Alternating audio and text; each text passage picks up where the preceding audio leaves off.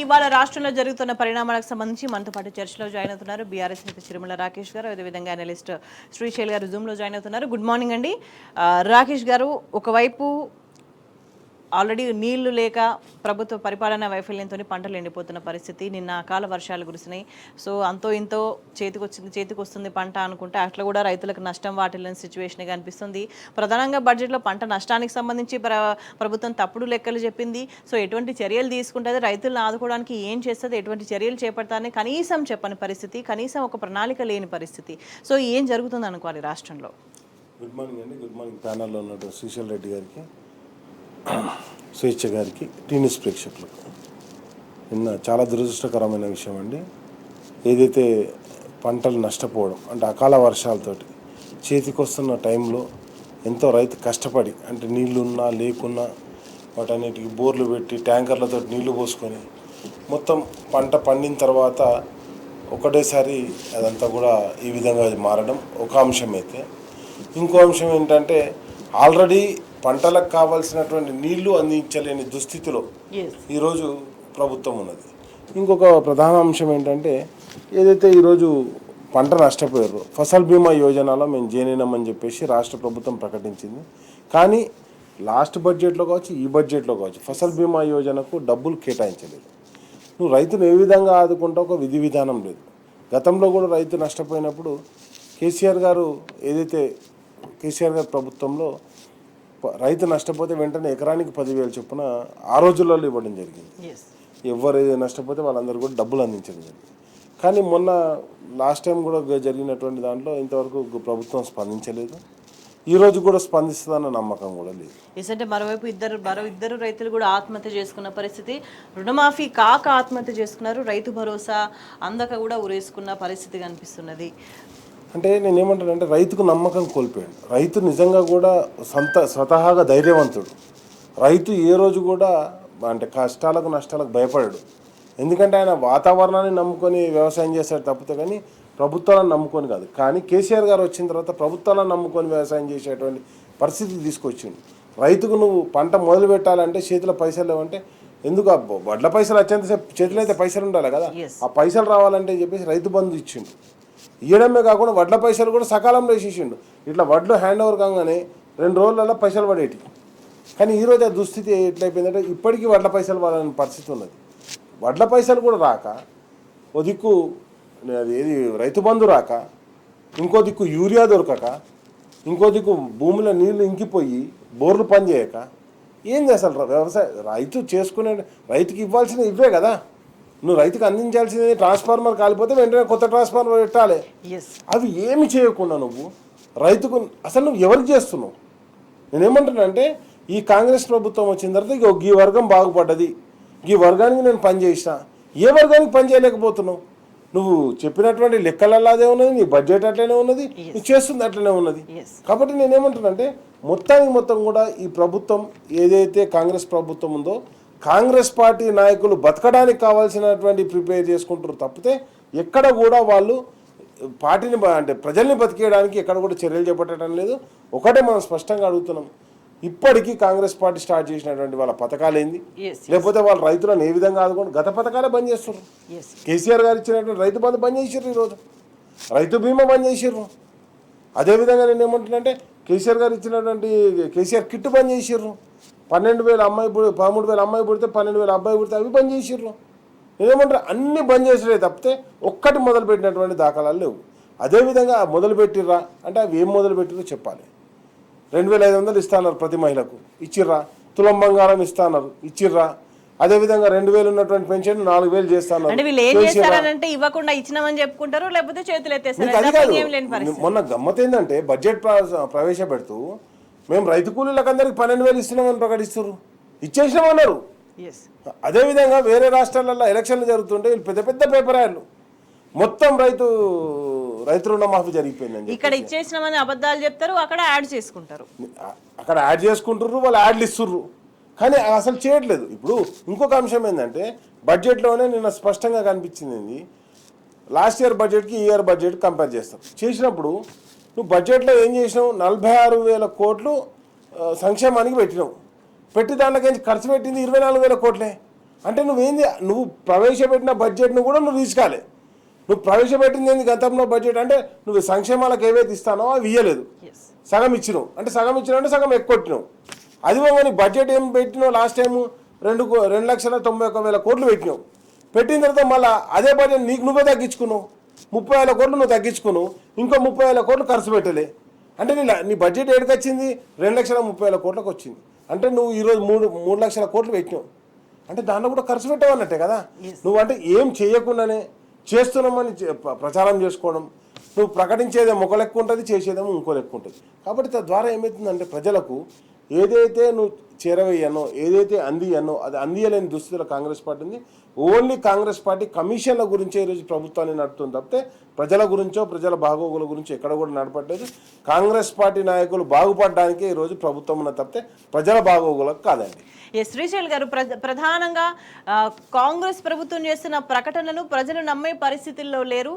వ్యవసాయానికి సంబంధించి మరి ఏ స్థాయిలో కేటాయింపులు చేసిండ్రు, ఇది సరిపోతుందా, రాష్ట్రంలో ఉన్న పరిస్థితి ఏంది, ఎన్ని విధాలుగా రైతులను ఆదుకోవాల్సిన అవసరంగా అనిపిస్తుంది, మరి ప్రభుత్వం ఎటువంటి చర్యలు తీసుకుంటుందంటే శూన్యం ఉన్న పరిస్థితే కనిపిస్తున్నది. ఇప్పుడు ఒకవైపు అనేక విధాలుగా ప్రభుత్వ వైఫల్యం వల్ల ఎన్ని రకాల ఇబ్బందులు పడుతున్నారు, సాగునీటికి సంబంధించి కావచ్చు, కరెంటుకు సంబంధించి కావచ్చు, విత్తనాలకు కావచ్చు, ఎరువులకు కావచ్చు, అన్ని విధాలుగా ఇబ్బంది పడుతున్నప్పటికీ కూడా మరోవైపు ఇక్కడ ప్రకృతి కూడా ఇబ్బంది పెడుతున్న సిచ్యువేషన్ చూస్తున్నాం. ఇట్లా ప్రకృతికి ఇబ్బంది పెట్టినా కూడా మరి ప్రభుత్వం నుంచి ఒక భరోసా ఉండాలి. వాట్ నెక్స్ట్ అని అంటే లేదు, కొంత ధైర్యాన్ని ఇచ్చేసి వాళ్ళకి సపోర్ట్ చేసి మళ్ళీ వ్యవసాయం చేసుకునే విధంగా చర్యలు ఉండాలి, కానీ ఏమీ కనిపించట్లేదు. స్వేచ్ఛ గారు, ముందుగా మీకు నమస్తే. రాకేష్ రెడ్డి గారు నమస్తే. ప్రేక్షకులందరికీ కూడా నమస్తే. స్వేచ్ఛ గారు, చాలా పద్ధతి ప్రకారం ఈ తెలంగాణలో అన్ని రంగాలని విధ్వంసం చేసే పని పెట్టుకున్నాడు రేవంత్ రెడ్డి. చాలా చాలా చాలా క్లియర్ ఉంది అది. ఇప్పుడు వ్యవసాయానికి సంబంధించి ఆ రోజు కేసీఆర్ గారి గవర్నమెంట్ లో ఆ 10 సంవత్సరాల బీఆర్ఎస్ ప్రభుత్వ హయాంలో అన్ని రంగాలు ఇంక్లూడింగ్ వ్యవసాయం ఎంత అభివృద్ధి చెందినాయనే ఎన్నో గణాంకాలు పబ్లిక్ డొమైన్ లో ఉన్నాయి.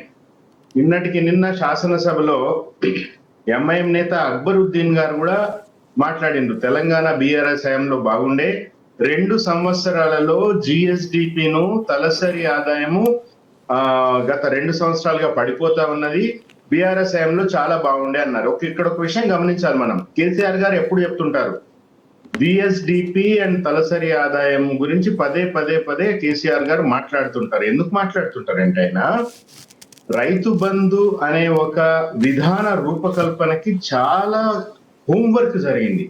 ఆయన ఎప్పుడో 1997 నుంచే ఆయన తెలంగాణ గోసకు కారణమైంది. ప్రధానంగా రైతులకు సంబంధించి 24 గంటల కరెంట్ ఇవ్వాలి, మన నీళ్ళు ఇవ్వాలి, సాగునీరు ఇవ్వాలి, పంట కొనాలి, నాణ్యమైన విద్యుత్ ఇవ్వాలి, ఎంఎస్పీలు ఇవ్వాలి. అసలు వ్యవసాయం మొదలు పెట్టే దగ్గర ఎరువుల దగ్గర, పురుగుమందుల దగ్గర, విత్తనాల దగ్గర, కలుపు దగ్గర వీళ్ళందరి కూడా భారం తలకు మించిన భారం అయ్యి ప్రైవేట్ గా మిత్తిలు తెచ్చుకుంటా ఎక్కువ వడ్డీలు కట్టుకుంటూ అప్పుల పాలై ఆత్మహత్యలు చేసుకుంటున్నారు. వచ్చిన అరపర పంట కూడా డిస్ట్రెస్ సేల్, అంటే ఎంత ధర వస్తే అంత ధరకు తెగనమ్ముకునే పరిస్థితులు తెలంగాణ ఉన్నాయి. కాబట్టి ఆయన చాలా పెద్దగా ఆలోచించి ఆయన విధాన రూపకల్పన చేసిండు. ఇది ఇంత బాగా ఉన్న వ్యవస్థల్ని కంటిన్యూ చేస్తే అయిపోతే. మొన్న 2 రోజుల కింద రేవంత్ రెడ్డి గారే అన్నారు, కేవలము 12 మంది కేబినెట్ మంత్రులు మారిన తప్ప అదే వ్యవస్థ ఉన్నది, అదే అధికారులు ఉన్నదని స్వయంగా రేవంత్ రెడ్డి 2 రోజుల కింద చెప్పిండు. మరి ఆ వ్యవస్థలు ఈ 16 నెలల్లో ఎందుకు పనిచేయకుండా పోయినాయి? అదే వ్యవస్థలు కదా, అదే అధికారులు కదా. అదే ఆర్థిక శాఖ రామకృష్ణారావు గారిని మీరు కంటిన్యూ చేసిండ్రు, ఆయనకు సిఎస్ కూడా ఇవ్వబోతా ఉన్నారు. అదే సాగునీటి సలహాదారు పెంటారెడ్డి గారిని కంటిన్యూ చేసిండ్రు. అన్ని అవే వ్యవస్థలు ఉండగా ఎందుకు అంగట్లో అన్ని ఉన్న అల్లుడి నేట్లో ఎందుకు శని ఉన్నది? అవే వ్యవస్థలు ఉన్నాయి, అదే అధికారులు ఉన్నారు, కానీ పనులు మాత్రం జరగట్లేదు. సమస్యల లిస్ట్ మాత్రం రోజు రోజుకు పెరుగుతుంది. ఇక ట్రాన్స్ఫార్మర్లు కాలిపోతున్న సిచ్యువేషన్, డీడీలు కట్టినా కూడా ఈ నెలలు దాటుతున్నా ఇచ్చే పరిస్థితి లేదు. కరెంటు షాక్లతోని మళ్ళీ చనిపోతున్నారు రైతులు.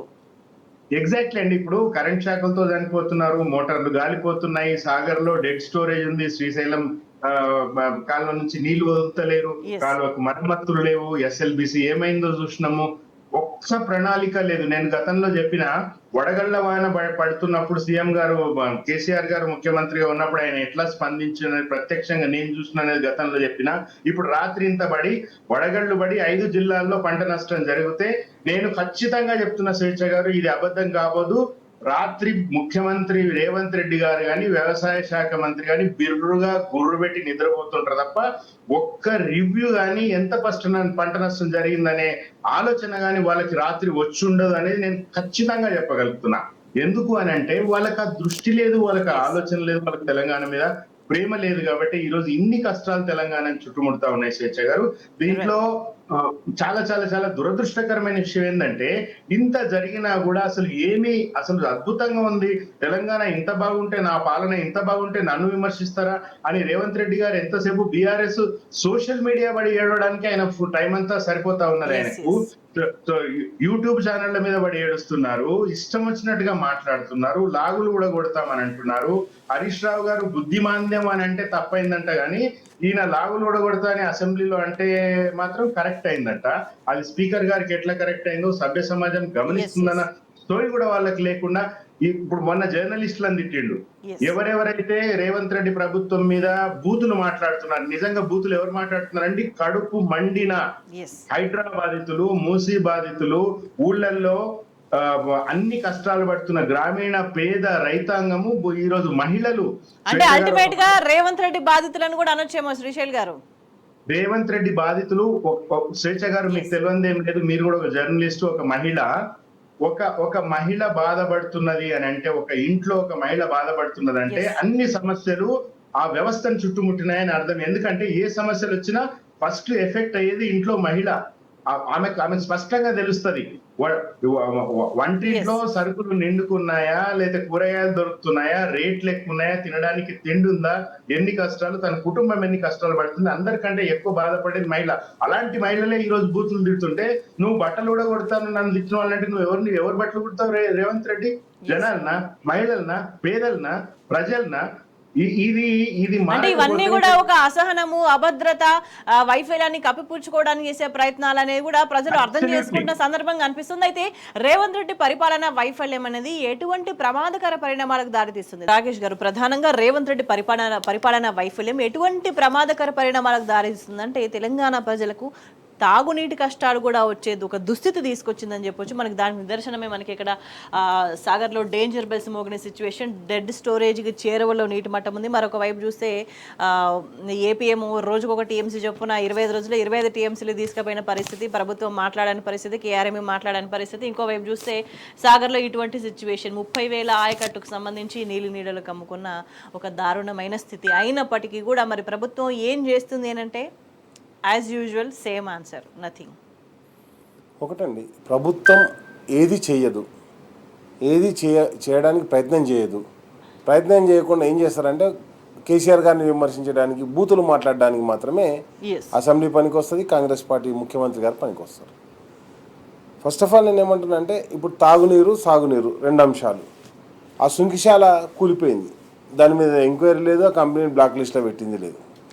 కాబట్టి నేను ఏమంటున్నానంటే సుంకిశాల కూలిపోయిందానికి రీజన్ చెప్పరు. కూలిపోయిన వాడిని కూలిపోయిందని అబద్ధాలు ప్రచారం చేస్తారు, కుంగిపోయిన వాటిని కూలిపోయినాయి అని చెప్తారు, వీళ్ళ కూలిపోయిన వాటి గురించి అయితే చెప్పరు. సుంకిశాల కూలిపోయింది, ఎస్ఎల్బిసి టర్నల్ కూలిపోయింది, పెద్దవాగు కొట్టుకుపోయింది. నేనేమంటున్నా అంటే వీళ్ళ మొత్తం కూడా వైఫల్యాలే. అండ్ అదేవిధంగా ఏం చేశారు వీళ్ళు రాగానే 10 ఏళ్ళ నుంచి వెళ్ళి సెంట్రల్ అంటే కృష్ణా బోర్డుకు అప్పచెప్పినటువంటి కృష్ణా రివర్ను, శ్రీశైలం కావచ్చు, సాగర్ను కావచ్చు, దాన్ని తీసుకపోయి ఏం చేశారు, కేంద్ర ప్రభుత్వానికి అప్పచెప్పారు. కాంగ్రెస్ పార్టీ ముఖ్యమంత్రి రేవంత్ రెడ్డి గారు కేంద్రం కంట్రోల్ కృష్ణా బోర్డు కంట్రోల్లోకి ఇచ్చేసారు. కృష్ణా బోర్డు కంట్రోల్లోకి ఇవ్వగానే ఏం చేశారు, అవతల పక్క టీడీపీ బీజేపీ కలిసి ఉన్నారు. బీజేపీ పార్టీ ఎవరికి సపోర్ట్ చేస్తుంది, అక్కడ ఉన్నటువంటి చంద్రబాబు నాయుడుకి సపోర్ట్ చేస్తుంది. ఎందుకంటే Chandrababu Naidu support, BJP Chandrababu Naidu support లేకపోతే సెంట్రల్లో బీజేపీ ఉండదు. కాబట్టి వాళ్ళు ఇష్టారీతిగా ఏదైతే కుడి కాలువతో కావాల్సిన నీళ్ళు తీసుకుపోతుంది.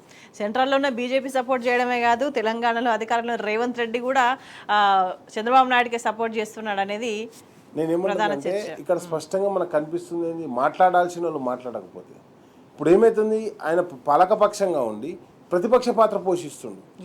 ఈ రేవంత్ రెడ్డి గారు నేను ఇంకా ముఖ్యమంత్రి అయినా అని ఫీల్ అవుతలేడు.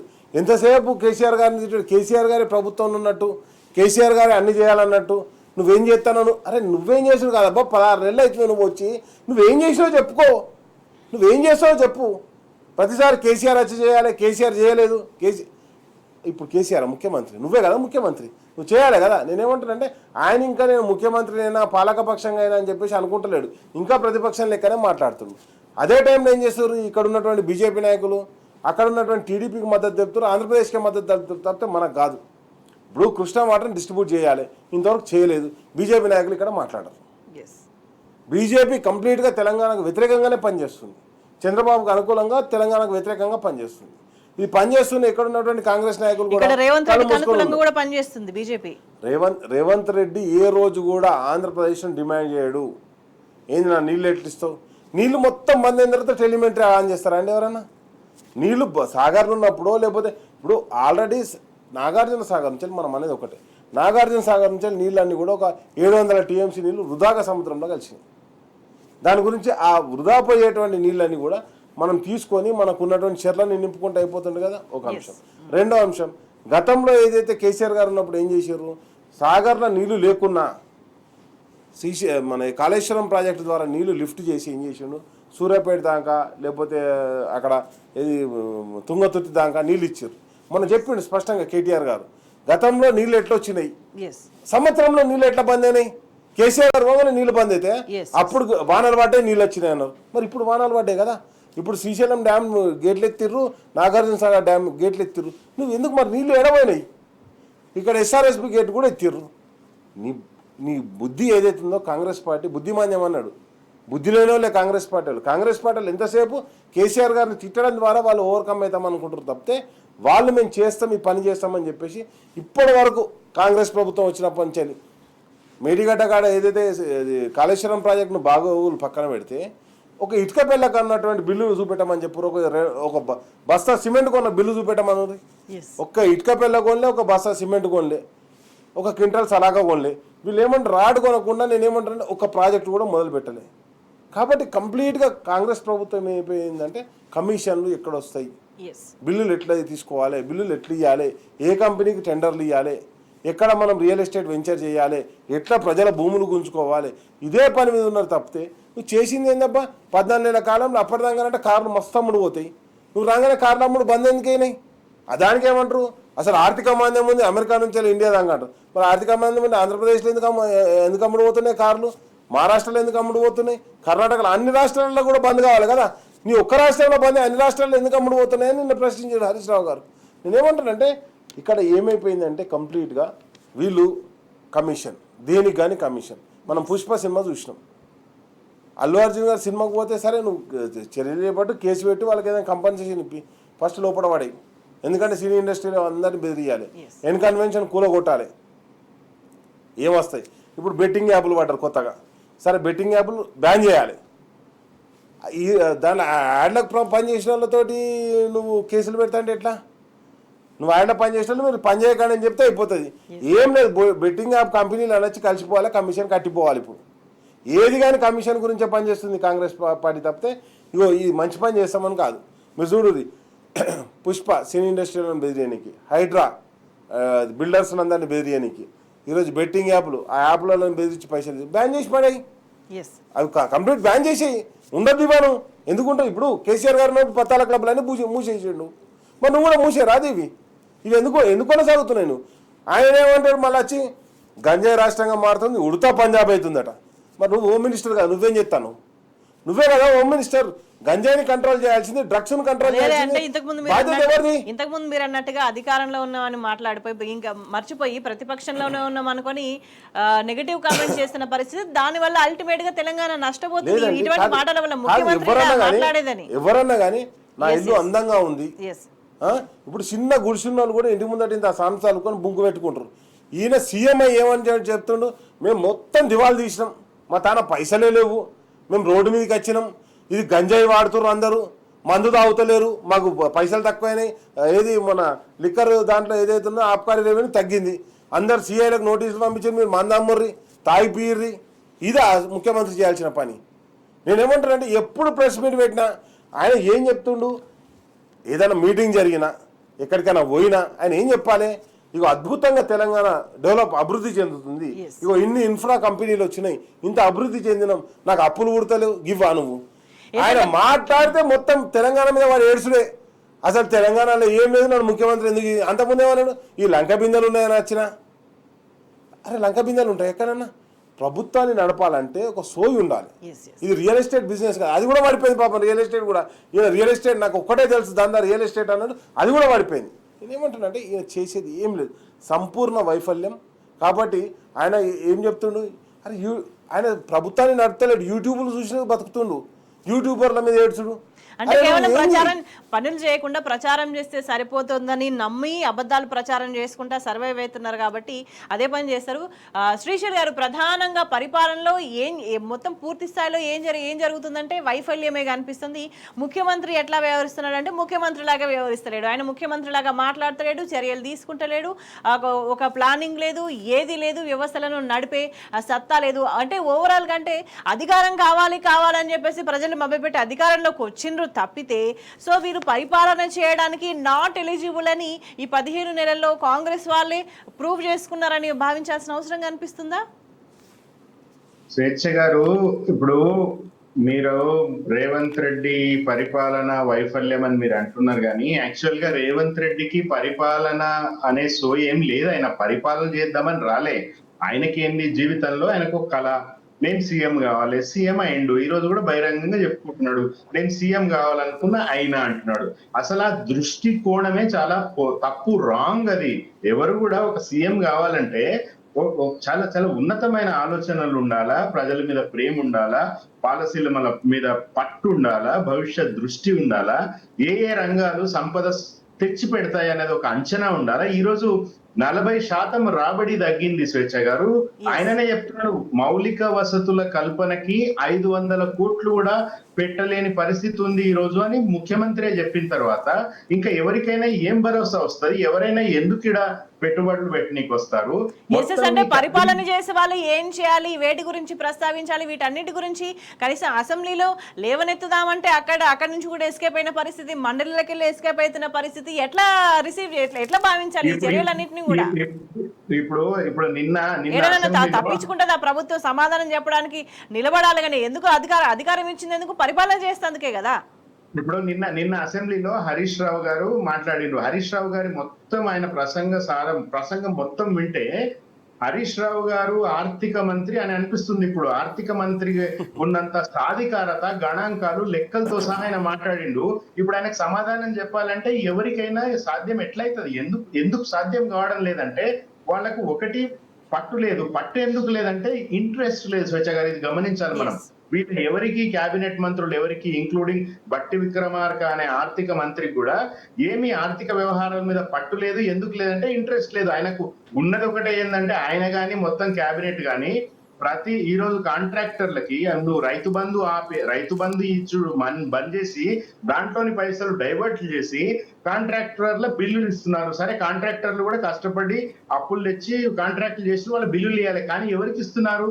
ఓన్లీ సెలెక్టివ్ గా వాళ్ళని అప్రోచ్ చేసి వాళ్ళకు లంచాలు మేపుతున్న వాళ్ళకి మాత్రమే 20% కిక్ బ్యాక్స్ తీసుకుని బిల్లులు క్లియర్ చేస్తున్నారు. సో వీళ్ళకి ఎంతసేపు 24 గంటలు దేంట్లో ఇందాక రాకేష్ గారు చెప్పినట్టుగా ఎవరిని బెదిరించే ప్రతిదీ కూడా బెదిరింపులకి యూజ్ చేసుకుంటున్నారు. రాకేష్ అన్న చెప్పిండు క్లియర్ గా, హైడ్రా ఎందుకు, లేకపోతే బెట్టింగ్ యాప్ల మీద ఎందుకు పడ్డారు, ఒక అల్లు అర్జున్ మీద ఎందుకు పడ్డారు అని చాలా స్పష్టంగా వాళ్ళకి ప్రతి దాంట్లో కూడా డబ్బులు దండుకోవడము, పిండుకోవడము, దాంట్లో కొంత రాహుల్ గాంధీకి పంపడము తప్ప వేరే దృష్టి వీళ్ళకి లేదు. స్వేచ్ఛ గారు చాలా స్పష్టంగా ఈరోజు చూడండి, ఇంత దివాళా కోరు హైదరాబాద్ బ్రాండ్ ఇమేజ్ ని పెంచడానికి, ఎలక్ట్రిక్ వెహికల్ ని ప్రమోట్ చేయడానికి ఫార్ములా ఈ రేస్ తీసుకొస్తే అది పనికిరాదంట, అందాల పోటీలు పెడతారంట.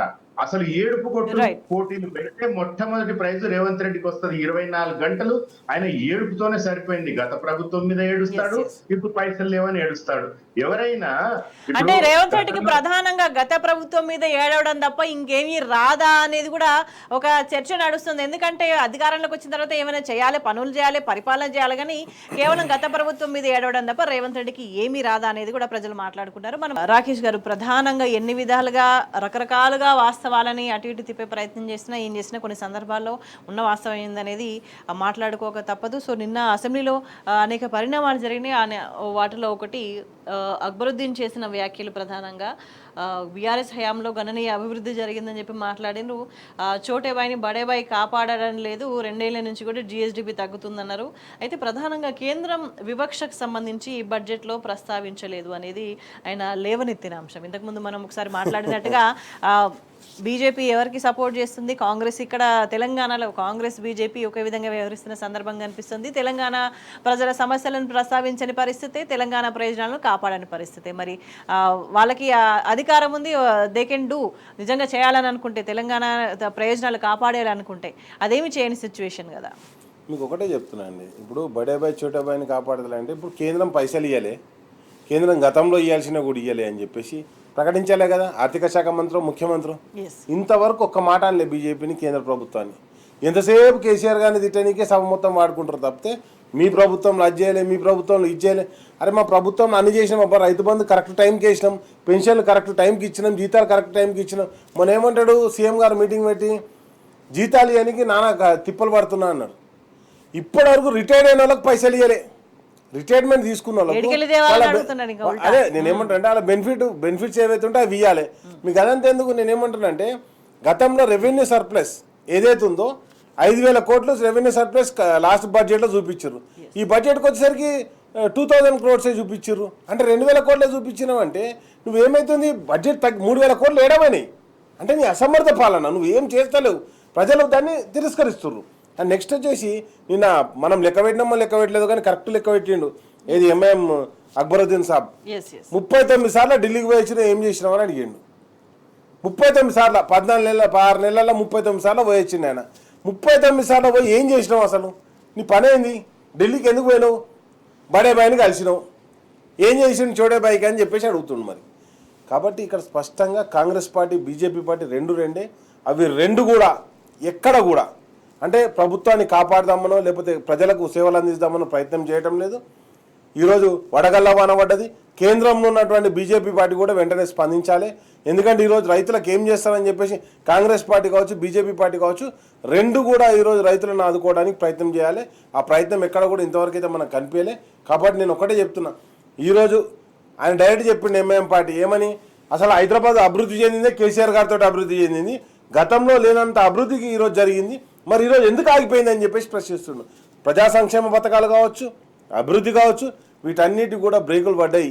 ఈరోజు ఈ ప్రభుత్వంలో ఏమీ ముందుకు సాగట్లేదని చెప్పడం జరిగింది. అండ్ నెక్స్ట్ వచ్చేసి మీరు ఏదైతే బడ్జెట్ ప్రవేశపెట్టారో ఆ బడ్జెట్లో ఇప్పుడు కూనంనేని గారు చెప్పారు, ఏమని చెప్పారు, మా ఒక ఊర్లో ఇద్దరికే వచ్చిందట, అది కూడా ఆధార్లో తప్పులు ఉన్నాయన్న సాకుతోని 552 మందికి అన్యాయం జరిగింది. మీకు ఇంకోటి చెప్తున్నా, ఇప్పటికి 3 సార్లు అప్లికేషన్లు తీసుకున్నారు. ఏది దేనికి, అది రేషన్ కార్డులకు తీసుకున్నారు, పెన్షన్లకు తీసుకున్నారు, ఇండ్లకు తీసుకున్నారు. కనిపించినప్పుడల్లా మీరు రాన్రే అప్లై చేయరు అంటారు. ఎప్పుడు ఇస్తారో తెలియదు. ఊర్లో పాత కథ ఒకటి ఉంటుంది, తిరిగి ఆస్టకి వచ్చి జనం మేము పనులన్నీ బంద్ చేసుకొని రావాలని అట్లా కూడా తిట్టిండు. లేలే అట్లా కాదు, వెనకటికి ఒక కథ ఉంటుంది. ఏం కథ అంటే, ఒక చిన్న కథ చెప్తా. ఓ ఊళ్ళో ఒక పైల్వాన్ వస్తాడు. పైల్వాన్ వచ్చి 4 ఉగాదుల తర్వాత నేను గుట్టను మొత్తా అంటాడు. అనగానే సరే బాయ్ అని చెప్పి నీకేం కావాలి అంటే అందరు ఏమంటారు అంటే, నన్ను జాదుర్రి 4 ఏళ్ళు 5 ఏళ్ళు జాదుర్రి, నన్ను 5 ఏళ్ళు జాదిన తర్వాత గుట్టను మొత్తా అంటాడు. సరే నేను 5 ఏళ్ళు జాతే ఆ గుట్టను మొత్తా అంటే మనం కూడా చూద్దామని చెప్పేసి 5 ఏళ్ళని జాదిరు. సాధిన తర్వాత గుట్టను మోయిరా అని చెప్పేసి గుట్టకాడికి పట్టకపోతే, ఉగాది పండుగ గుట్టకాడికి పట్టకపోతే మీరు రేవటి నా మీద పెట్టురు అన్నాడు. నేను లేపుతానే కదా, నేను మోస్తా అన్నా అని చెప్పినాడు. అట్లనే కాంగ్రెస్ పార్టీ కూడా నా ఇష్టం వచ్చింది చెప్తా, నేను ఇది ఇస్తా, అది ఇస్తా, ఇది మోస్తా, అది మోస్తా, అన్ని మోస్తా, నేను రైతులకు ఇది చేస్తా, అన్ని చేస్తా అని చెప్పిండు. లాస్ట్కి వచ్చిన తర్వాత ఏమంటుండు, కేసీఆర్ చేయబట్టి నేను మోయలేకపోతానా దీన్ని ప్రభుత్వాన్ని, కేసీఆర్ ఉన్నాడు కాబట్టి కేసీఆర్ వచ్చి చేయాలి. ఇప్పుడు సుంకిశాల కూలిపోతే అర్బన్ శాఖ మంత్రి నువ్వేనా, కేటీఆర్ ఏడవైంది అంటాడు. ఎస్ఎల్బీసీ టర్నర్ కూలిపోతే హరీష్ రావు ఏడవైంది అంటాడు. అరే మేమెందుకు వస్తాం అబ్బా, నువ్వు ప్రభుత్వం, నువ్వు ప్రతిదానికి కేసీఆర్ రావాలి, బడ్జెట్ సెట్ చేయాలి, మేము ప్రభుత్వాన్ని నడిపించాలంటే కేసీఆర్ గారికి సలహాలు సూచనలు ఇవ్వాలి. అరే నువ్వే చెప్పినావు కదా హామీలన్నీ, కేసీఆర్ గారు రావాలి, ప్రతిదానికి కేసీఆర్ రావాలి, ప్రతిదానికి కేటీఆర్ రావాలి, ప్రతిదానికి హరీష్ అన్న రావాలి, లేదా ప్రతిదానికి కేటీఆర్ బీఆర్ఎస్ పార్టీ నాయకులే రావాలి. నువ్వేం చేయవు, నీ మంత్రులు పనిచేయరు. ఏం చేస్తారా అంటే వచ్చి రోజు ఒకసారి వచ్చి తిట్టిపోతారు. తిట్టనికే తప్పితే వీళ్ళు ప్రభుత్వాన్ని నడపడానికి లేరు. కాబట్టి నేను ఏమంటున్నానంటే ఆల్రెడీ ఎంఐఎం పార్టీ లాంటి నాయకులే కంపారిజన్ మొదలుపెట్టేశారు. ఎస్, ప్రజలు ఎందుకు కంపేర్ చేయరు? ప్రజలు తప్పకుండా ఆలోచిస్తారు. డెఫినెట్గా. ఈరోజు ప్రజల ఆలోచన విధానం మారిపోయింది. ఊర్లలో వాళ్ళు ఎదుర్కొంటున్నటువంటి సమస్యలు చాలా పెద్ద సమస్యలు. ఇప్పుడు కానీ ఇప్పటికి కూడా తెలంగాణ కావచ్చు, భారతదేశం కావచ్చు, 70% ప్రజలు వ్యవసాయం మీదనే ఆధారపడి ఉన్నారు. వ్యవసాయ రంగాలతోటి ఉత్పత్తి రంగం ముడిపడి ఉన్నది. కాబట్టి కొత్త కంపెనీలు వస్తలేవు. వచ్చిన కంపెనీలు వెనక్కిపోతున్నాయి. అది గొరిల్లా గ్లాస్ కంపెనీ కావచ్చు, ఇంకో కంపెనీ కావచ్చు, ఇంకో కంపెనీ కావచ్చు. అండ్ నెక్స్ట్ వచ్చేసి ఇంటర్నేషనల్ కంపెనీలు భయపడుతున్నాయి ఈ కార్ రేసింగ్ లాంటి వాటి మీద కేసులు పెట్టడంతో. ఎస్. అండ్ అదేవిధంగా ఈరోజు మనం హైడ్రా తోటి మల్టీ లెవెల్ ప్రాజెక్టులు ఏవైతే వస్తున్నాయో హైదరాబాద్కి వచ్చినటువంటి ప్రాజెక్టులన్నీ కూడా వెనక్కిపోతున్నాయి. నువ్వేం చేస్తున్నావు? ప్రతి ఒక్కరిని బెదిరించుడే. నా కమిషన్ కట్టు, నువ్వు బిల్డింగ్ కట్టుకో. ప్రతిదానికి కమిషనేనా? ఎస్. కాబట్టి నేను ఏమంటానంటే ఇది కమిషన్ల ప్రభుత్వమే తప్ప కాంగ్రెస్ పార్టీ కమిషన్ల పార్టీ అయిపోయింది తప్పితే ఎక్కడ కూడా ప్రజల బాగోగుల గురించి, ప్రజల అభివృద్ధి గురించి చూడట్లేదు. కేసీఆర్ గారు ఉన్నప్పుడు అది ఏ ప్రాంతంలోనైనా ఎవరైనా కానీ కన్నబిడ్డలో సాధిండి ఆయన అందించిన సంక్షేమ పథకాలు చెప్తూ పోతే అసలు సరిపోవు మనకు సమయం కూడా. అన్ని సంక్షేమ పథకాలు అమలు చేసిండు. రైతుల విషయంలో చాలా సంక్షేమ పథకాలు అమలు చేసిండు. అది రైతు బంధు, రైతు బీమా, షాదీ ముబారక్, కళ్యాణ లక్ష్మి, ప్రతి ఒక్కటి ఏ ఆడబిడ్డకు కూడా ఇంత కష్టం జరగకుండా సాదుకున్నాడు. కానీ ఈరోజు కాంగ్రెస్ పార్టీ వచ్చిన తర్వాత అవన్నీ బంద్ అయిపోయినాయి. సీతక్క డైరెక్ట్ చెప్పింది అసెంబ్లీలో. ఏమని చెప్పింది? మేము ఇంతవరకు కొత్త ఒక వృద్ధాప్య పింఛన్ కావచ్చు, ఒంటరి మహిళ పింఛన్ కావచ్చు, వికలాంగుల పింఛన్ కావచ్చు, ఒక్కటి కూడా కొత్తది ఇయ్యలే అని చెప్పేసి ప్రకటించేసి డైరెక్ట్ చెప్పేసింది మంత్రి. ఓదికు మంత్రి ఏమో డైరెక్ట్ నేను ఒక పెన్షన్ ఇయ్యలే అని చెప్తాడు. సీఎం గారేమో నా దగ్గర పైసలు లేవంటాడు, ఏడ అప్పులు పుడతలేవంటాడు, నాతో పరిపాలన శాతం అయితే లేదంటాడు. ఇక మరి ఏం చేస్తారు కాంగ్రెస్ పార్టీ? ప్రజలు ఇచ్చినటువంటి నమ్మకాన్ని నిలబెట్టుకోవడంలో కాంగ్రెస్ పార్టీ స్పష్టంగా విఫలమైంది. అది ప్రజలు కూడా గమనిస్తున్నారు. ప్రజలకు అందాల్సినటువంటి బాగోగులు ఈరోజు మిషన్ భాగీరథ సార్ ఏమని చెప్పిండు కేసీఆర్ గారు అప్పుడు 18 ఎలక్షన్లకు బిఫోర్, ఇంటింటికి మంచినీళ్ళు ఇవ్వండి, నేను ఓట్లకు కూడా రాను. ఈరోజు ఆ నల్లలన్నీ కూడా నీళ్లు రావడం బంద్ అయిపోయి. కనీసం నువ్వేంది వాటర్ మిషన్ భాగీరథ నీళ్ళు ఇస్తేనన్నా ఊర్లలో మూగజీవాలకు, అక్కడ ఉన్నటువంటి బతుకుతున్న మనుషులకు 2 నెలలు కాలం గడిచిపోయి పనికి వస్తాయి కదా, అది కూడా బంద్ అయిపోయింది. ప్రతి ఒక్కటి బంద్ చేయడమే తప్పితే ఏది కూడా అభివృద్ధి పదంలో ముందుకు తీసుకుపోవడంలో అంటే ప్రజలు ఏమైపోయినా పర్వాలేదు, వాళ్ళ ప్రాణాలు పోయినా పర్వాలేదు, వాళ్ళు ఎట్లా ఉన్నా పర్వాలేదు, కనీసం పట్టించుకునే బాధ్యత లేదు. ప్రజల నమ్మకంతో కూడా మాకు పని లేదని అనుకుంటున్నారేమో కాంగ్రెస్ వాళ్ళనేదే అనిపిస్తుంది ప్రధానంగా గమనిస్తుంది. కాంగ్రెస్ పార్టీకి ఢిల్లీ మీద తప్ప ఎక్కడ నమ్మకం లేదు. ఆ చైర్ ఉండాలంటే, ఆ కుర్చీ ఉండాలంటే ఢిల్లీకి పోయి రావాలి. ఇప్పటికి 39 సార్లు పోయొచ్చింది. ఇంకోటి ఏమంటాడు? ఆయననే చెప్తాడు నా కుర్చీ గుంజనికి నా మంత్రులంతా ప్రయత్నం చేస్తారంటాడు. ఆయననే చెప్తాడు ఐఏఎస్ ఆఫీసర్లకు ఒక్క తప్పు చేయమంటే వాళ్ళు 4 తప్పులు చేస్తారంటారు. అరే నువ్వు ఏం ముఖ్యమంత్రి అబ్బా, నేను తప్పులు చేయమని చెప్పినా నా కుర్చీ గుంజుతా. రోజు పొద్దుగాల సమాజం మీద పడి ఏడ్చుడే తప్పితే ఈ సమాజం బాగోగుల గురించి, ఈ సమాజాన్ని బాగు చేయడం గురించి, ఇగో ఈ పథకాన్ని తీసుకొచ్చున్నా, ఈ సంక్షేమం చేపట్టిన, తద్వారా ఇగో ఈ రాష్ట్ర ప్రగతి అభివృద్ధి చెందుతుంది అని చెప్పేసి ఎక్కడ కూడా చెప్పినటువంటి దాఖలాలు లేవు. అంటే కాంగ్రెస్ మెయిన్ కన్సర్న్ ప్రజలు కాదు అనేది అన్ని విధాలుగా కూడా స్పష్టం అవుతుంది. మనం మరింత వివరంగా చర్చిద్దాం. శ్రీశైల్ గారు, ప్రధానంగా డీలిమిటేషన్ నేపథ్యంలో ఇవాళ భేటీ జరగబోతుంది. అండ్ తమిళనాడులో, చెన్నైలో ప్రధానంగా రాష్ట్రాలను కూడా ఐక్యంగా పోరాటం చేయాలి. ప్రాతినిధ్యం మాత్రమే కాదు, కేంద్రం నుంచి నిధులకు సంబంధించి కూడా తగ్గిపోయే పరిస్థితి ఉంది. అల్టిమేట్గా కేంద్రం నుంచి నిధులు రాకపోతే ఎటువంటి సిచ్యువేషన్ ఉంటుంది అభివృద్ధికి సంబంధించినది చాలా స్పష్టంగా అర్థమవుతుంది. సో ఏం జరగబోతుందని భావించాలి. అండ్ స్టాలిన్ కూడా మరో జాతీయ ఉద్యమం తప్పదు ఇటువంటి విధానాన్ని పాటిస్తే అని చెప్పేసి మాట్లాడుతున్న సందర్భం కదా. తప్పకుండా స్వేచ్ఛ గారు, ఇది చాలా సీరియస్ మ్యాటరు. ఇది యాక్చువల్ గా దక్షిణాది రాష్ట్రాల మీద ప్రధానంగా ప్రభావం పడుతుంది. దక్షిణాదే కాకుండా పంజాబ్ లాంటి రాష్ట్రాలకు కూడా ప్రభావం పడుతుంది. ఇప్పుడు ఏం జరిగిందంటే 1971 సెన్సస్ ప్రకారం వాళ్ళు 76లో డీలిమిటేషన్ మొదలుపెట్టిన తర్వాత ఇప్పుడు డీలిమిటేషన్ చేయాలంటే మీకు 2011 తర్వాత సెన్సస్ తీయలేదు. ఇప్పుడు కొత్తగా జనాభా లెక్కలు తీసి పెరిగిన జనాభా ప్రాతిపదికగా సీట్లు పెంచితే జనాభా నియంత్రణని చాలా పటిష్టంగా అమలు చేసిన దక్షిణాది రాష్ట్రాలు నష్టపోతాయి. ఉదాహరణకి తెలంగాణలో 8 సీట్లు తగ్గుతాయి. ఇప్పుడు వాళ్ళ ప్రపోజల్ కనుక కేంద్ర ప్రభుత్వ ప్రపోజల్ ప్రకారము కొత్తగా ఇప్పుడున్న ప్రస్తుత జనాభా ప్రకారం పార్లమెంట్ సీట్లు కేటాయిస్తే తెలంగాణ 8 సీట్లు నష్టపోతుంది. ఆంధ్రప్రదేశ్ 8 సీట్లు నష్టపోతుంది. అమిత్ షా ఏదైతే చెప్తున్నారో సీట్లు తగ్గవు అనేది పచ్చి అబద్ధం. అది ఖచ్చితంగా మనం సీట్లు నష్టపోతాము. ఓవరాల్ గా ఏం జరుగుతుందంటే మన ప్రాతినిధ్యం పార్లమెంట్ లో తగ్గిపోతుంది. ఇంకొక స్టాటిస్టిక్స్ ఏంటంటే స్వేచ్ఛ గారు, ఇప్పుడు దక్షిణాది రాష్ట్రాలు కేవలం ఒక ఉత్తరప్రదేశ్, బీహారు ఆ, బీహారు ఉత్తరప్రదేశ్ లో ఉన్న ఎన్నైతే పార్లమెంట్ సీట్లు ఉన్నాయో అన్ని పార్లమెంట్ సీట్లు ఎంటైర్ దక్షిణాదిలో ఉన్నాయి. అంటే ఏంది, ఆ రెండు ఉత్తరాదిలో కొన్ని రాష్ట్రాలు గెలుచుకుంటే కేంద్రంలో అధికారంలోకి రావచ్చు అనేది వాళ్ళ అంచనా. ఎస్. దక్షిణాదిలో ఒకటేమో మనం పాపులేషన్ కంట్రోల్ చేసినాం.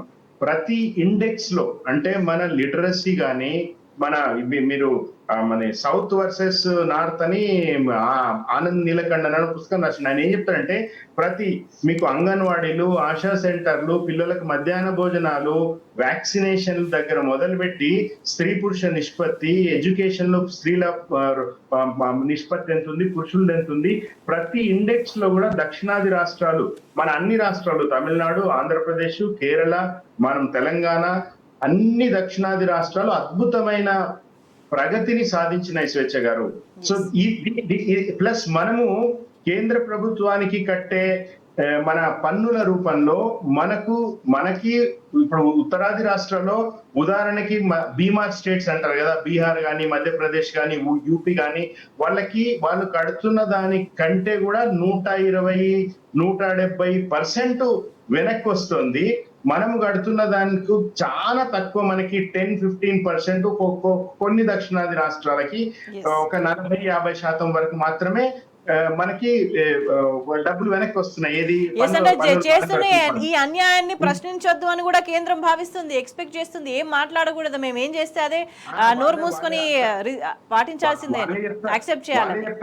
వాళ్ళే బుల్డోజర్ గవర్నమెంట్, వాళ్ళంతా బుల్డోజింగ్ నడుస్తుంది. కాబట్టి ఈరోజు పార్టీలకు అతీతంగా, ప్రాంతాలకు అతీతంగా, నాయకుల మధ్య వైషమ్యాలన్నీ పక్కన పెట్టి దక్షిణాది రాష్ట్రాలన్నీ ఏకం కావాలి. దానికి స్టాలిన్ స్టెప్ తీసుకున్నారు. బీఆర్ఎస్ పార్టీ మొదటి నుంచి కూడా అసలు పార్టీ ఉనికి, పార్టీ పుట్టుకనే అస్తిత్వము. తెలంగాణకు సంబంధించి కేసీఆర్ గాని, కేటీఆర్ గాని, బీఆర్ఎస్ నాయకులు ఎవరైనా కూడా ఏమాత్రం రాజీ పడరు. ఈ రోజు చెన్నైలో అఖిలపక్ష మీటింగ్ కేటీఆర్ గారు, బీఆర్ఎస్ బృందం కూడా పోయింది. కాంగ్రెస్ పార్టీ తరఫున ప్రభుత్వం తరఫున రేవంత్ రెడ్డి వాళ్ళు కూడా పోతున్నారు. ఇక్కడ రాజకీయాలను పక్కన పెట్టి నేను రేవంత్ రెడ్డి గారికి కానీ, కాంగ్రెస్ పార్టీకి కానీ, రాష్ట్రంలో ఉన్న అన్ని ప్రధాన రాజకీయ పార్టీలు అందరికీ కూడా విజ్ఞప్తి ఏంటంటే, మీరు దయచేసి దక్షిణాదికి జరుగుతున్న, మనమేమో పాపులేషన్ కంట్రోల్ చేయాలి, మనం ట్యాక్స్లు ఎక్కువ పే చేయాలి, మనం అన్ని రకాలుగా ప్రగతి దేశాన్ని ముందడుగు వేయడంలో మన రోల్ చాలా ఎక్కువ ఉంటది. బట్ మనకు ప్రాతినిధ్యం ఉండదు. రేపు మనకు ఎన్ని ఎంపీలు ఉన్నా దక్షిణాదిలో పార్లమెంట్ లో మన వాయిస్ ఉండదు, మనకు ప్రాజెక్టులు ఉండవు, మనకు నిధులు ఉండవు. నేను ఒక ఉదాహరణ చెప్తా. మొన్న కేంద్ర బడ్జెట్ లో తెలంగాణ రైల్వేలకి 1 కోటి రూపాయలు లాస్ట్ ఇయర్ తో పోలిస్తే ఈ బడ్జెట్ లో 1 కోటి రూపాయలు ఎక్కువ ఇచ్చిరండి. ఇంత అన్యాయం ఉంటుందా? సో రాబోయే రోజుల్లో మన గొంతు పార్లమెంట్ లో వినిపించాలంటే దక్షిణాది ఐక్యంగా ఉండాలి. పంజాబ్ లాంటి రాష్ట్రాలను కూడా కలుపు. ఇదేమి దేశ విభజన కాదు, ఉత్తరాది దక్షిణాది డివైడ్ కాదు. ఉత్తరాది మీద కోపం లేదు. ఎక్కువ డబ్బులు బీమార్ రాష్ట్రాలకు పోతున్నాయంటే పేదలు అక్కడ ఉన్నారు, వాళ్ళకి పోనీ, అది కూడా దాన్ని తప్పుపట్టడం లేదు. కానీ బాగా పర్ఫామ్ చేస్తున్న వాళ్ళని శిక్షిస్తామనే ధోరణిలో కేంద్ర ప్రభుత్వం ఉంది. దీన్ని అన్ని రాజకీయ పార్టీలు, ఇటు BRS, Congress, every political party ఖచ్చితంగా దక్షిణాదికి సంబంధించిన రిప్రజెంటేషన్ పెరిగేలాగా, మనకు డీలిమిటేషన్ లో అన్యాయం జరగకుండా ఉండేలాగా ఫైట్ చేయాల్సిన అవసరం చాలా చాలా ఉంది. లేకపోతే అందరము నష్టపోతాం స్వేచ్ఛ గారు. రైట్ రాకేష్ గారు, అంటే ప్రధానంగా బీజేపీ ఏం చేస్తుందంటే తెలంగాణకు అన్యాయమే చేయాలని చూస్తుంది. తెలంగాణని కంట్రోల్లో గ్రిప్లో పెట్టుకోవాలనే ప్రయత్నమే దాదాపు దశాబ్ద కాలం నుంచి చేస్తుంది. దాన్ని కూడా కొనసాగిస్తూ వస్తుంది. అంటే ఎక్కడెక్కడ వివక్ష చూపిస్తుందనంటే హయ్యెస్ట్ వివక్ష ఎవరి మీద ఉంటుందంటే తెలంగాణ మీద ఉంటున్న పరిస్థితి.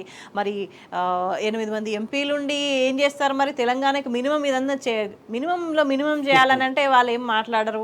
మరి మినిమం మీరు వాళ్ళు 8 మంది ఉన్నారు, మరి వీళ్ళు 8 మంది ఉన్నప్పుడు వీళ్ళైనా మరి అడగాల్సిన అవసరం ఉంటుంది. సో ఎవరు అడగరు తెలంగాణకు సంబంధించి.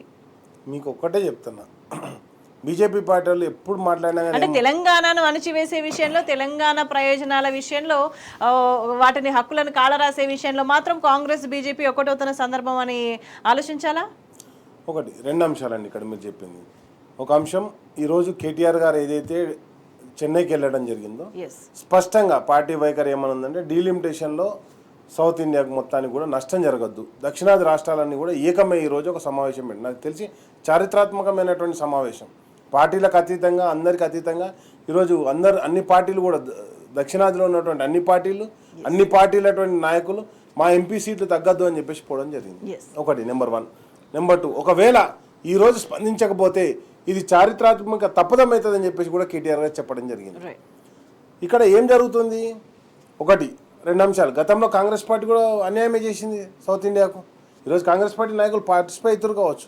నేనేమంటున్నా అంటే ఒక యూపీలో 80 స్థానాలు ఉంటాయి, బీహార్కి వచ్చేసి ఒక 40 స్థానాలు ఉంటాయి, అదేవిధంగా రాజస్థాన్కి వచ్చేసరికి ఒక 40 స్థానాలు ఉంటాయి. నేనేమంటున్నా అంటే ఈ బీమార్ రాష్ట్రాలు ఏవైతే ఉన్నాయో ఈ బీమార్ రాష్ట్రాలను లీడ్ చేస్తే మనం భారతదేశాన్ని ఏలొచ్చు. సౌత్ ఇండియాని పట్టించుకోవాల్సిన అవసరం కూడా లేదు.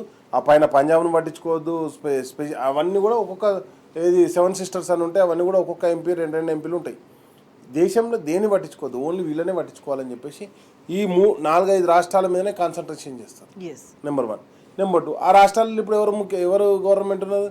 బీమార్ రాష్ట్రాలలో మొత్తం కూడా బీజేపీ ఉన్నది. ఇప్పుడు UP BJP, Bihar BJP, Rajasthan BJP, Madhya Pradesh BJP. ఈ 4 రాష్ట్రాలు బీమార్ రాష్ట్రాలలో అన్నింటిలో బీజేపీ ఉన్నది. అక్కడ సీట్లు పెంచుకుందాం మనం అనేది వీళ్ళ కుట్ర. నెంబర్ 1. నెంబర్ 2, మరి ఇట్లా కుట్ర జరుగుతుంది కదా, మీరు ఏం పైసలు వస్తలేవు కదా అంటే కేంద్ర మంత్రులు వచ్చి మాట్లాడేది ఏంటంటే బీజేపీ ఎంపీలు కావచ్చు, కేంద్ర మంత్రి కిషన్ రెడ్డి గారు కావచ్చు, బీజేపీ మంత్రులు కావచ్చు, బండి సంజయ్ గారు కావచ్చు, ఏం చెప్తారు? నేషనల్ హైవేస్ వేసినాం, నేషనల్ హైవేస్కు మేము పైసలు ఇస్తాను, నేషనల్ హైవేలో టోల్ ట్యాక్స్ కూడా వసూలు చేస్తాను, దాని గురించి చెప్పాను. రైల్వే స్టేషన్ కట్టినాం, రైళ్ళు పోతాయి. అరే నా తెలంగాణ మీకేం కాకుండా ఇట్లా పోతాయి రైళ్ళు, ఇట్లకేజే పోవాలి కదా. అంటే ఈ సంపద అంతని దోసుకపోవడానికి ఎందుకంటే బ్రిటిష్ వాళ్ళు రోడ్లు వేసారు, ట్రైన్ రూట్ పెట్టిర్రు, ఎందుకంటే ఆ సంపదను తరలించడానికి. షిప్ యార్డ్ కట్టిర్రంటే అది మొత్తం బ్రిటన్కు తీసుకుపోవడానికి. ఈరోజు కూడా బీజేపీ పార్టీ ఏం చేస్తుందంటే మన సంపదను తరలించడానికి, మన ఉత్పత్తులను తరలించడానికి, ఇక్కడ ఉన్నటువంటి అన్ని తరలించడానికి మేము నేషనల్ హైవేస్ చేస్తున్నాం. దోపిడీ ప్రభుత్వం బీజేపీ ప్రభుత్వం దక్షిణాదిని దోచుకుంటుంది. ఇక్కడ ఉన్నటువంటి పైసలు కావాలి, ఇక్కడ ఉన్నటువంటి ట్యాక్సులు కావాలి.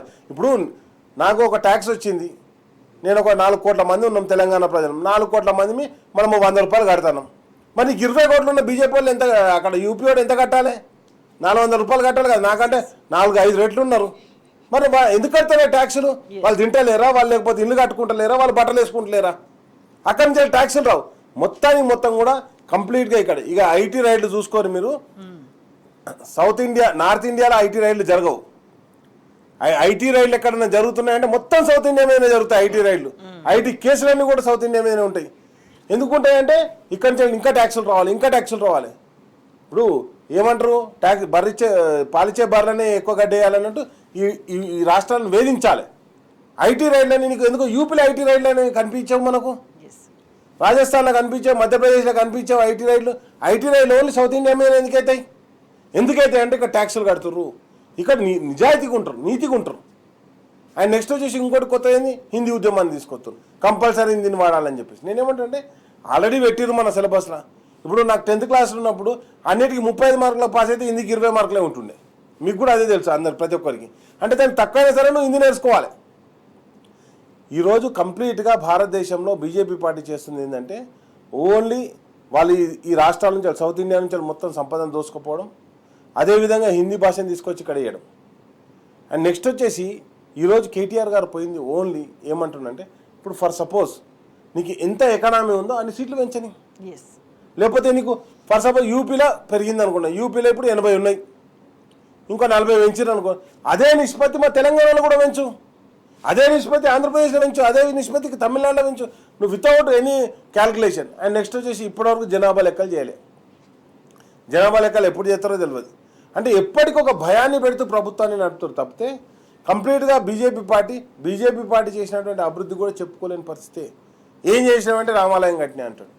రామాలయం తప్పకుండా ప్రతి ఊర్లో రామాలయం ఉంటుంది, అందరం పోయి దేవుని ముక్తం, అందరం హిందువులమే. కానీ నువ్వు అభివృద్ధి గురించి చెప్పాలంటే అభివృద్ధి గురించి చెప్పాడు, మళ్ళీ మతాన్ని తీసుకొస్తాడు. దానికి ప్రమోషన్లు సినిమాలు తీసుకొస్తాడు, శివాజీ సినిమా, చవ్వా సినిమా, లేకపోతే ఎయిర్ స్ట్రైక్. నేనేమంటున్నా అంటే కంప్లీట్గా దేశంలో ఉన్నటువంటి యువతను భ్రష్టు పట్టించడానికి, దేశంలో ఉన్న యువత ఆలోచన విధానాన్ని మార్చడానికి. ఈరోజు చైనా మొత్తం ఉత్పత్తులు తగ్గిపోయినాయి, మన కాడ ఎన్ని కంపెనీలు వచ్చినాయి, మల్టీనేషనల్ కంపెనీలు ఎన్ని వచ్చినాయి చెప్పలేరు. కాబట్టి నేనేమంటున్నా అంటే కంప్లీట్గా బీజేపీ పార్టీ ఏం చేస్తుందంటే సౌత్ ఇండియా మొత్తాన్ని భయంలో పెట్టడానికి ఈరోజు డీలిమిటేషన్ అనే ప్రక్రియను తీసుకొస్తుంది. అమిత్ షా ఏం చెప్తాడు, మీ దగ్గర సీట్లు తగ్గాయంటాడు. ఆయన చెప్పాల్సిందే అమిత్ షా, మీ దగ్గర కూడా సీట్లు పెరుగుతాయి, నార్త్ ఇండియాలో ఎన్ని పెరిగినా సౌత్ ఇండియాలో కూడా అన్నీ పెరుగుతాయని చెప్పాలి కదా, ఆ మాట చెప్పాడు. రాహుల్ గాంధీ గారు ఈరోజు రేవంత్ రెడ్డి గారు వేరు మీటింగ్కు, కాంగ్రెస్ పార్టీ నుంచి వేరు, మరి పార్లమెంట్లో ఎందుకో రాహుల్ గాంధీ మాట్లాడు, అరే సౌత్ ఇండియాకి అన్యాయం జరిగింది, నువ్వు ఇక్కడి నుంచే గెలిచినావు కదా, కేరళ లేకపోతే నీ బతుకులేదు. నేనేమంటున్నా అంటే కేరళ నుంచే కదా, నువ్వు వాయనాడ్ నుంచి గెలిచినావు, నీ చెల్లె వచ్చేసి ఇప్పుడు వాయనాడ్లోనే ఉన్నది కదా, మరి మీరు ఎందుకో మాట్లాడతలేరు, పార్లమెంట్లో అన్న చెల్లె ఇద్దరు కూడా సభ్యులే కదా, మాట్లాడలేదు కదా. ఇప్పుడు కేటీఆర్ గారు మాట్లాడినంత ధైర్యంగా కాంగ్రెస్ పార్టీ నాయకులు ఎందుకు మాట్లాడతలేరు? నువ్వు ముఖ్యమంత్రి గారు మరి చెప్పాలి కదా, మాకు అన్యాయం జరుగుతుంది, మరి రాహుల్ గారు స్పందిస్తారు, లేకపోతే నువ్వు గ్యారంటీలు ఇచ్చేటప్పుడు రాహుల్ గాంధీ, ప్రియాంక గాంధీ, సోనియా గాంధీ మొత్తం ఉన్న గాంధీలందరినీ తీసుకొచ్చి ఇక్కడ రుద్దినావు. అది మోసం చేస్తుంటే ఎందుకు మాట్లాడరాదు? మోసం చేయడానికి ఏకమై వస్తారు కానీ సమస్యలు పరిష్కరించడానికి, పరిపాలన చేయడానికి అయితే ఇదంతగా ఏమి చేయని పరిస్థితి. శ్రీశైల్ గారు అంటే ప్రధానంగా రెండు పార్టీల వైఖరి ఒకే విధంగా కనిపిస్తుంది. అబద్ధాలు చెప్పడము, అబద్ధాలు ప్రచారం చేయడము, తప్పు మాటలు మాట్లాడడము, తిమ్మిని బమ్మిని చేయడము, అటెన్షన్ డైవర్ట్ చేయడము, రెండింటి వైఖరి ఒకటి విధంగా కనిపిస్తుంది. అల్టిమేట్ గా ఇదంతా కూడా తెలంగాణకే నష్టం చేస్తుంది అనేది భావించాల్సిన అవసరం ఉందా? ఇప్పుడు రెండు జాతీయ పార్టీలు కూడా వాళ్ళకి తెలంగాణ మీద ఏం ప్రేమ లేదు, ఉండదు కూడా యాక్చువల్ గా. ఎందుకంటే మీరు చూడండి, మనకు స్వాతంత్రం వచ్చినప్పటి నుంచి, ఆంధ్ర ప్రత్యేక రాష్ట్రంగా ఏర్పడినప్పటి నుంచి ఇప్పటి వరకు 10 సంవత్సరాలు వదిలేస్తే, కేసీఆర్ పాలన 10 సంవత్సరాలు పక్కన పెడితే మిగతా అంతా పరిపాలించింది, ఈ దేశాన్ని పరిపాలించింది, ఈ రాష్ట్రాన్ని పరిపాలించింది జాతీయ పార్టీలే.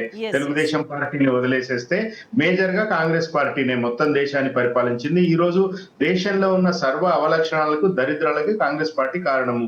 ఇప్పుడు తెలంగాణనే ఉదాహరణగా తీసుకుంటే స్వేచ్ఛ గారు, కాంగ్రెస్ పార్టీ ఆల్రెడీ అధికారంలో ఉంది, ప్రజల మనసును గెలుచుకోవాలి, 4 పనులు చేసి పెట్టాలి, మళ్ళీ అధికారంలోకి రావాలి అని ఉండాలి. కానీ వాళ్ళకి ఆ దృష్టి లేదు.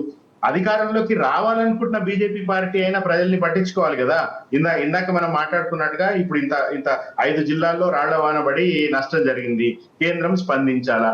వీళ్ళు అడగరు, వాళ్ళు రారు. నిన్న అక్బరుద్దీన్ గారు చెప్పినట్టుగా బడే బాయిలు చోటే బాయిలు వాళ్ళిద్దరు గూడుకుటాని తప్ప ఈ రాష్ట్రానికి సంబంధించి రేవంత్ రెడ్డి గారు నువ్వు 30 సార్లు లేకపోతే 100 సార్లు కూడా ఢిల్లీకి ఎవడొద్దన్నాడు, కానీ నువ్వు ఏం తెచ్చినావు అనేది ఇంపార్టెంట్ కదా.